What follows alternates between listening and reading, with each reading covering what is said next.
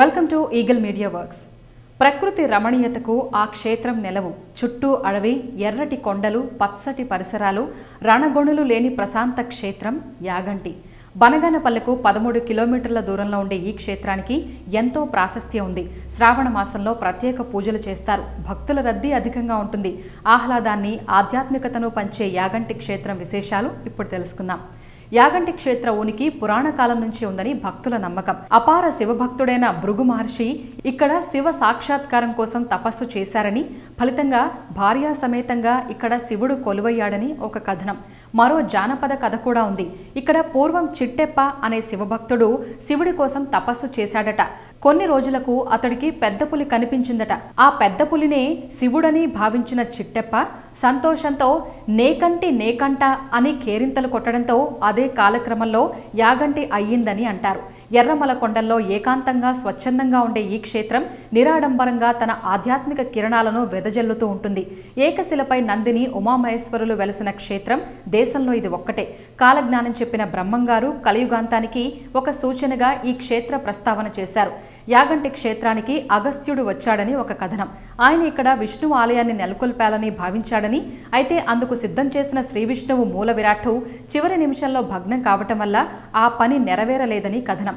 యాగంటి క్షేత్రం వైష్ణవాలయానికి తగినట్టుగా గాలి గోపురంతో ఉంటుంది. అయితే దీన్ని నిర్మించదలిచినప్పుడు అప్పటి రాజు కలలో కనిపించిన ఈశ్వరుడు ఇది శైవ క్షేత్రానికి సముచితమని చెప్పడంతో శివాలయంగా మారిందని అంటారు. ఈ వివరాలు ఎలా ఉన్నా యాగంటి ప్రధాన ఆలయానికి చుట్టూ ఉన్న గుహాలయాల్లో ఒక దానిలో శ్రీ వెంకటేశ్వరుడి గుడి ఉంది.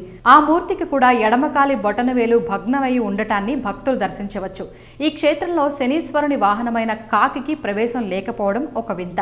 ఒకానొక సమయంలో అగస్త్య మహాముని ఇక్కడ తపస్సు చేస్తుంటే కాకాసురుడనే కాకుల నాయకుడు అనేక కాకుల సమూహంతో వచ్చి తపస్సుకు ఆటంకం కలిగించినట్లు ప్రతీతి.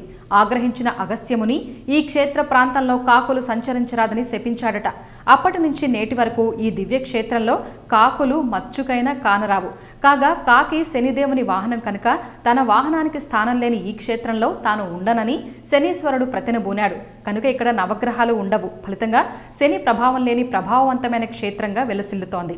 యాగంటి క్షేత్రం బసవయ్య పేరుతో ఉన్న నందీశ్వరుడి విగ్రహం విశిష్టమైంది. సాధారణంగా నంది కొమ్ముల నుంచి చూస్తే శివాలయాల్లో శివలింగ దర్శనం అవుతుంది. అయితే ఈ క్షేత్రంలో అయ్యవారు అమ్మవారితో కొలువై ఉన్నారు. కాబట్టి వారికి కాస్త చోటు కల్పించడానికి నందీశ్వరుణ్ణి ఈశాన్యంలో ప్రతిష్ఠించారని అంటారు.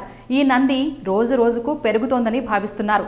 90 ఏళ్ల క్రితం ఈ నంది చుట్టూ ప్రదక్షిణలు చేసే వీలుండేదని, ఇప్పుడు నంది పెరగడంతో మంటపం స్తంభాలకు నందికి మధ్య ఉన్న స్థలం పూర్తిగా తగ్గిపోవడం గమనించవచ్చు.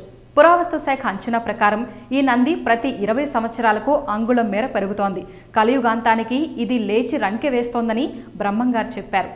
ఈ వీడియో కనుక మీకు నచ్చినట్లయితే లైక్ చేయండి, షేర్ చేయండి, సబ్స్క్రైబ్ చేయండి. Thanks for watching eagle media works. Like and subscribe Eagle Media Works.